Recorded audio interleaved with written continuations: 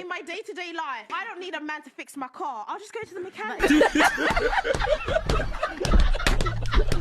You know the funny thing too about females like you? On the front end, you be bucking up and acting wild. Yeah. It's just like when you meet a horse that could potentially be a thoroughbred, but it's wild and you have to break it. The sadness is that to break something, you have to hurt it.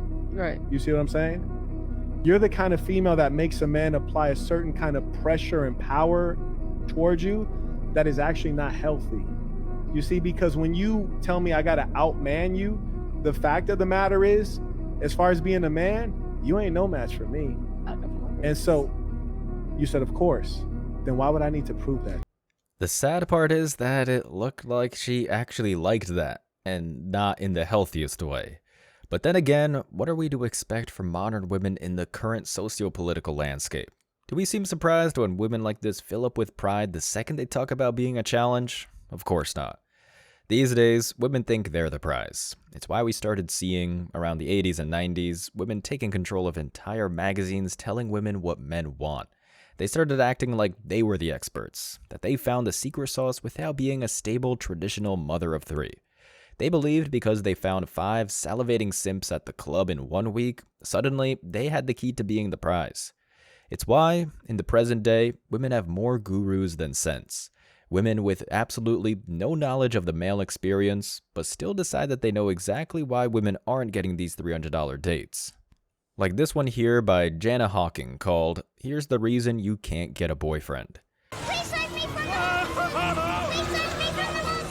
What if there was one word that could perfectly summarize why you are single? Well, there may be.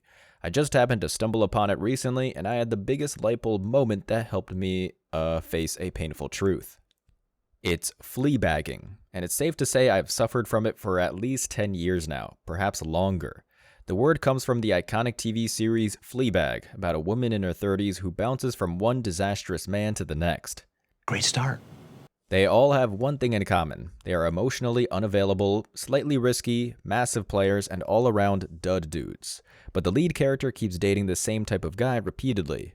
During the COVID era, I devoured that TV series because I had never found a show that resonated with me so deeply. However, therein lies the problem. This satirical series made the punchline about her having terrible taste in men a trait I rather annoyingly found in myself. Now, on the face of it, finding fault in one's behavior isn't, in itself, a bad thing. The problem, Jana, is that you're taking advice from the same thing every Western woman does: television. And that's where you're losing us. And that's because modern TV is just total propaganda. Either the women are the victims, facing a bunch of fake dudes that act like wild dogs, or they're constantly glorified for doing absolutely nothing but wearing a skimpy suit. On top of that, you decided to use the term which just makes you a slave to complete fiction. Yes, women choose poorly, but none of the responsibility can really be tied to men here. You voluntarily endorsed a system that promotes female empowerment, which is basically like using a rubber chicken as a compass. The real problem, and I know this may be a shock to the modern ears, is you.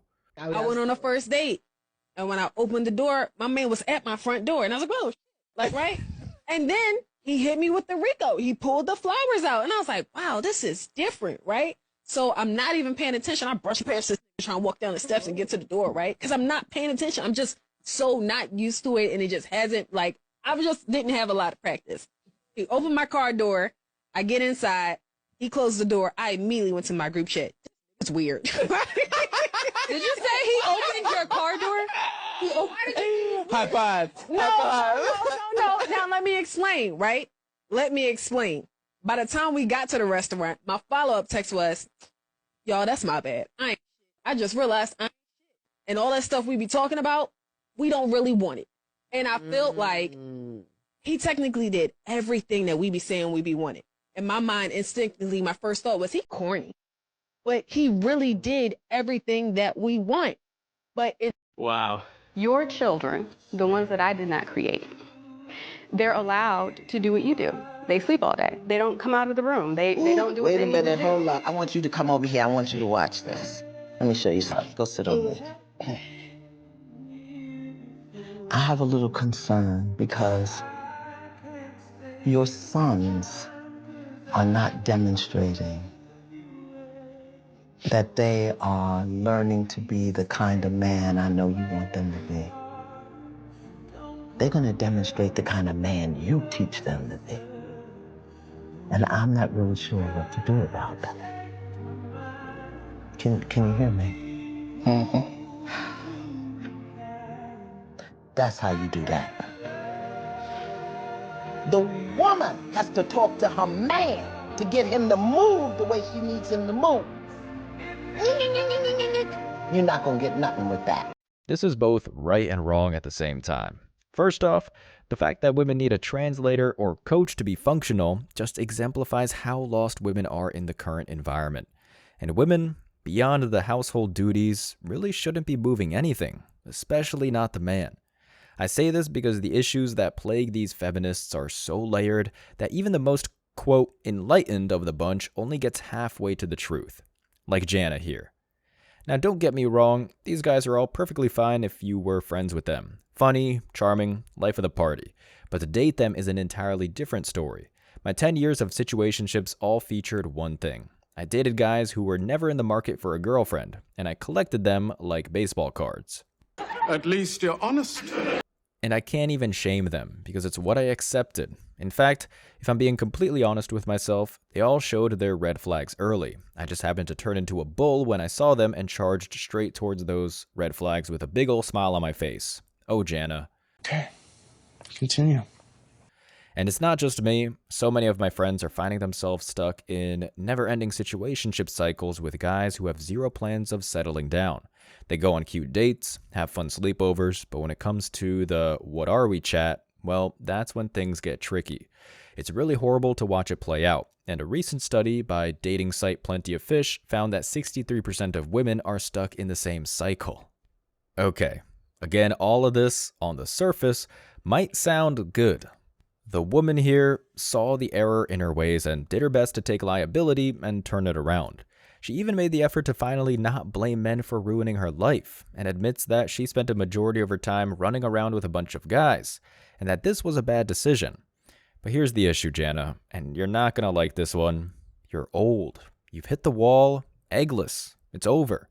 This success story you speak of, the one where you now date different guys and feel like you found the true path, it's about as real as the show you watched while eating a pint of ice cream next to Felix the cat.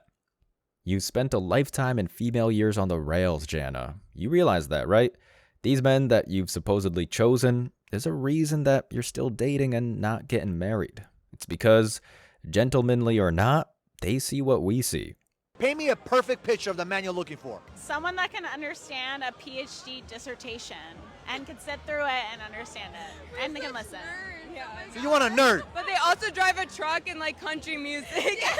How has the dating life been in Miami so far? You can't talk to them. They both have boyfriends. I have a boyfriend. Awesome. But what about yourself? You've been in the dating world? Yeah.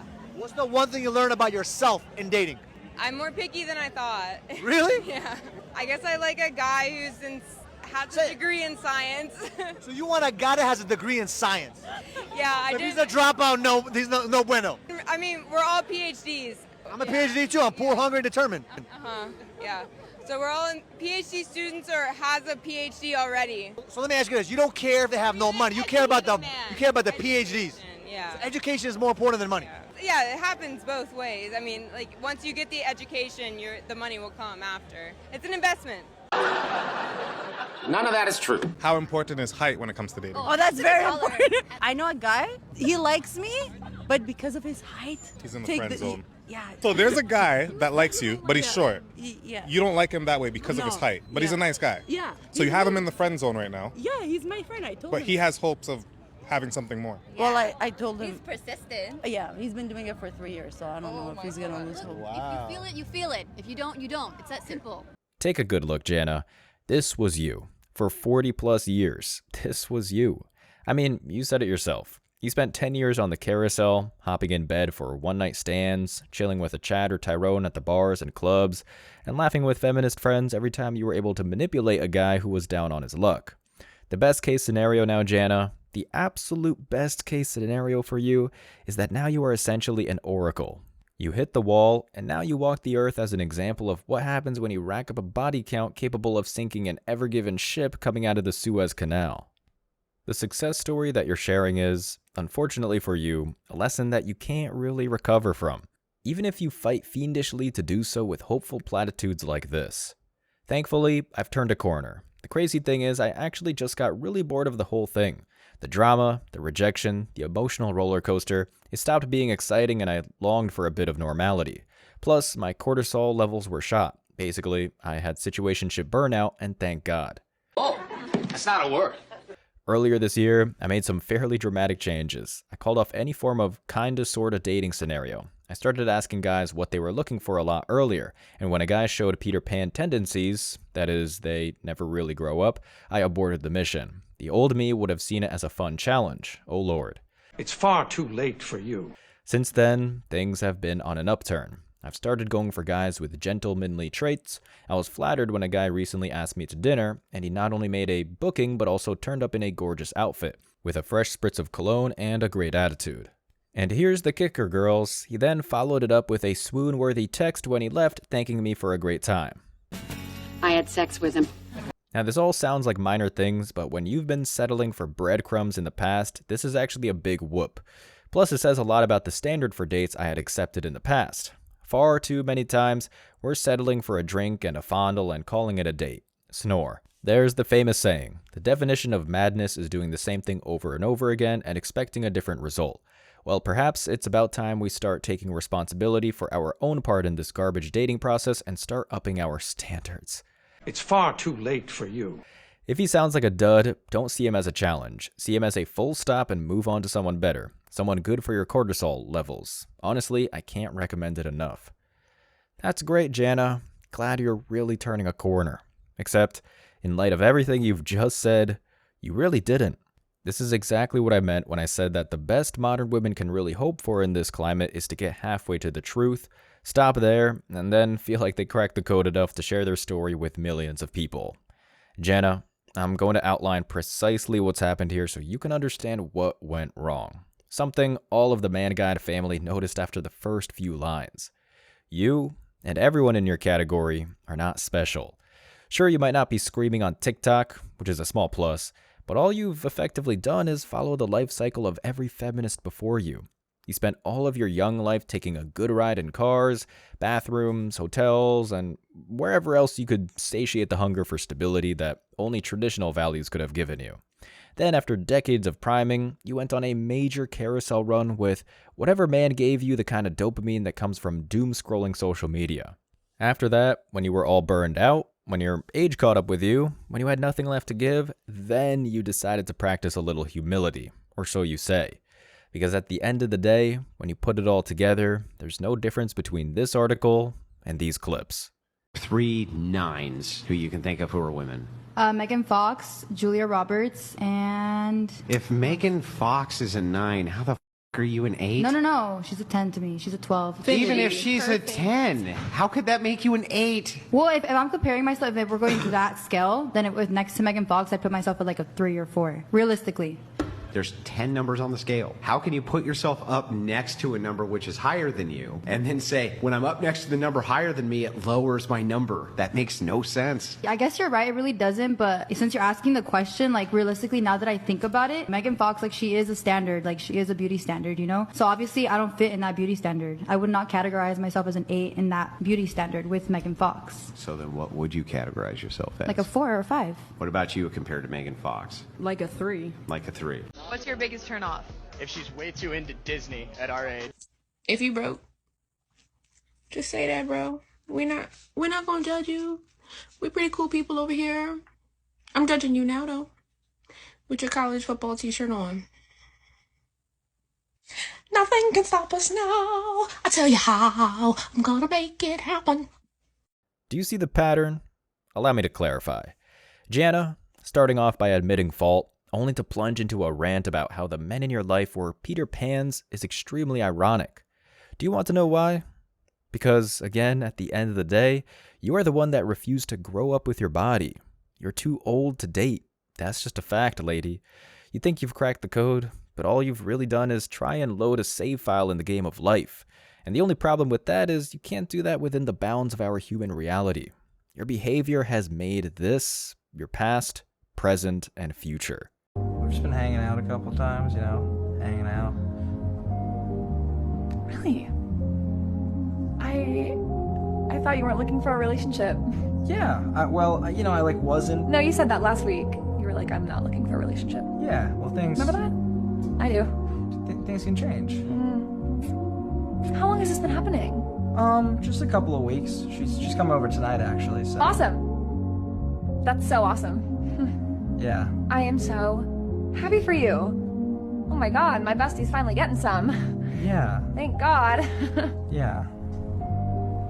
Obviously, it's nothing serious, though, right? Sorry, what? I said, obviously, it's nothing serious, though, right? Well, you don't actually like her, right? You're just using her. I don't know. It doesn't mean anything to you. I don't know. I mean, I really haven't felt like this intensely about somebody since, like, If you haven't caught up yet, ma'am, this is you. The woman on the edge of the bed who threw a Hail Mary pass to the wrong team. You're an omen, Jana. One that very few simps will continue to ignore, while real men will just continue to go their own way. As always, I wish you tremendous success. Now it's your turn. What do you think? Let me know your thoughts in the comment section below. Remember that if you leave the best comment, you'll get $5. Thank you so much for watching. If you found value in this video, hit the like and subscribe buttons, ring the notification bell so you don't miss out on future uploads, drop a comment, and share it. See you in the next video. Till next time.